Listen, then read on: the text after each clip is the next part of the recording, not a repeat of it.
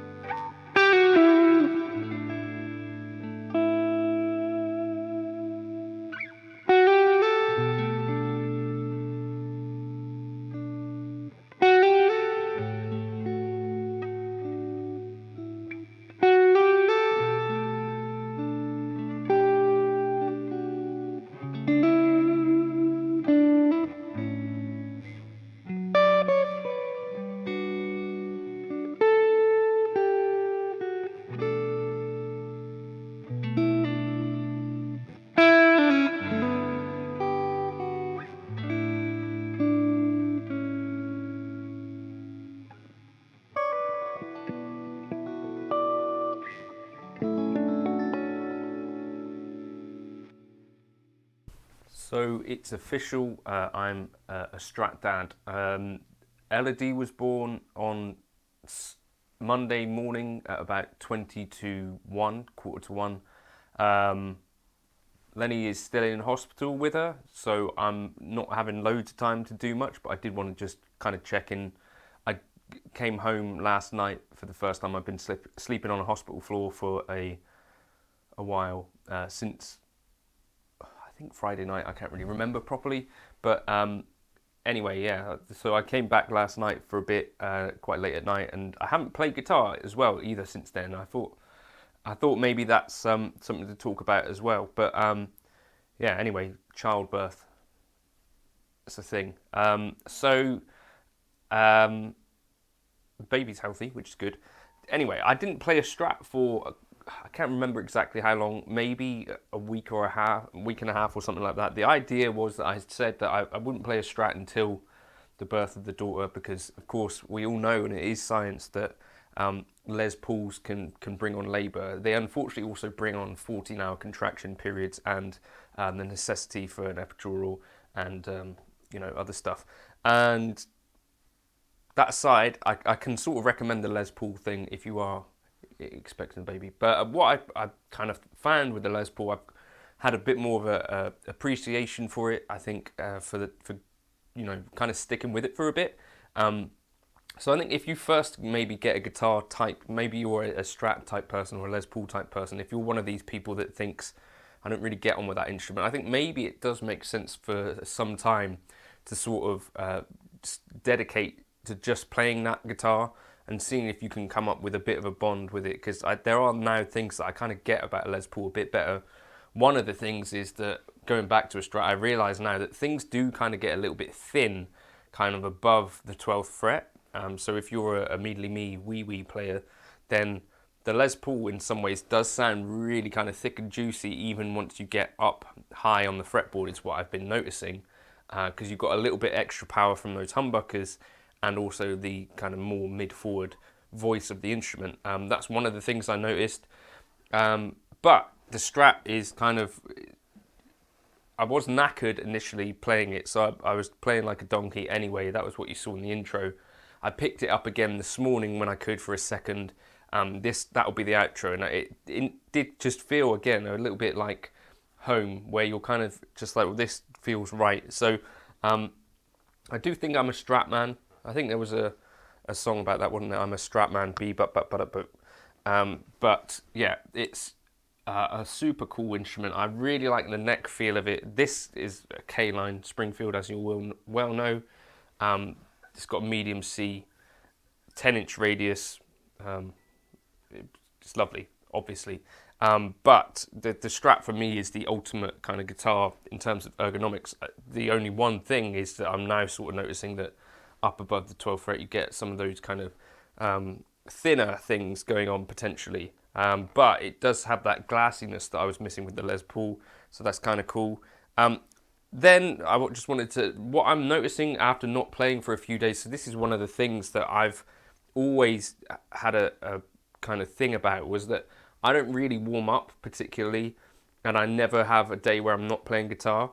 And I think that is one of the things that people talk about, taking breaks and stuff. I'm not an advocate for that, if I'm honest with you.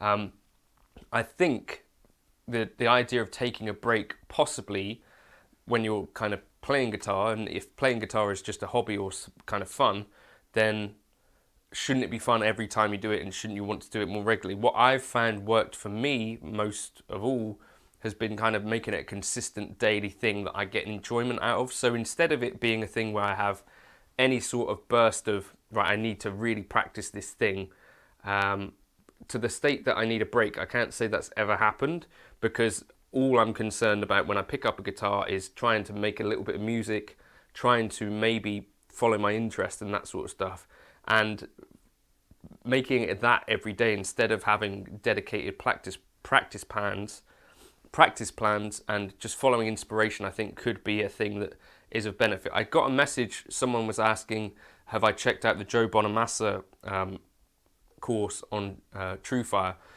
TrueFire are a sponsor of the channel, and now that I have a kid, I'm very thankful for that. But one of the things that I like to do is kind of highlight things that I'm interested in on there. So it's been things like Tim Miller, it's been things like Robin Ford, it's been Andy Timmons, it's been Martin Taylor, it's been Mike Dawes, it's been all these amazing kind of guitar players that I'm a big fan of. You know, these courses generally cost about as much as an individual lesson, or less if you use the JNC40 promo code, which I checked this morning, it does work. and these are professional guitarists that I really respect, and they've got lessons on there, really cool kind of guided steps through stuff, as well as sort of clear topics, as well as clear examples of music. And so what I like to kind of think of is kind of inspirational kind of fuel in a way, you know, like I talk about inspiration being kind of the key motivator for me. So each day I kind of have that habit of trying to do something, and I use lots of sources of motivation as fuel, whether that be something like other players that really inspire me, like Jack Gardner, Tom Quayle, David Beebe, these kind of guys, or, you know, Jonathan Kreisberg, or whoever it is, Eric Johnson, obviously, these incredible players that inspire me to carry on doing what I'm doing, or whether I pull inspiration from a band like the 1975, or if I pull inspiration from TrueFire, where I get access to the courses and stuff. There's an all-access pass where you can go through all of their stuff, and the yearly fee for that is pretty reasonable, I think. Especially if you go through sort of 4 or 5 courses, I think it makes a lot of sense. If you use the link in the description, I think I get a little bit of a kickback from that. But use the JNC40 code for any individual courses and you get 40% off. I hope that's okay to share with you. But yeah, I'm thinking I need to get back to playing a bit more guitar when I can. Of course, now things are a bit different, but that daily kind of thing for me, consistency of even if it's just 5-10 minutes that you get to do it, then that for me is enough to think that I'd rather not take a break, because I'm feeling like the fingers, that muscle kind of thing seems to, maybe it's exhaustion as well, but like goes away a little bit, and I feel like I want to keep on top of that so that I can stay in a state where each time I pick up the guitar, it's like, oh, I can do pretty much what I want to do. That's what I'm trying to get back to, maybe after only kind of 3-4 days off, which is longer than I've really ever gone for many years now, but I think I don't want to take a break anymore. Let me know your thoughts in the comments. Thanks for everyone who had well wishes about Elodie and Liana. That's my wife and daughter, which is crazy to say, but hopefully she's going to be out of hospital soon. And yeah, cheers for stopping by. If you want to like and subscribe, you could. Back to Strats. Cheers.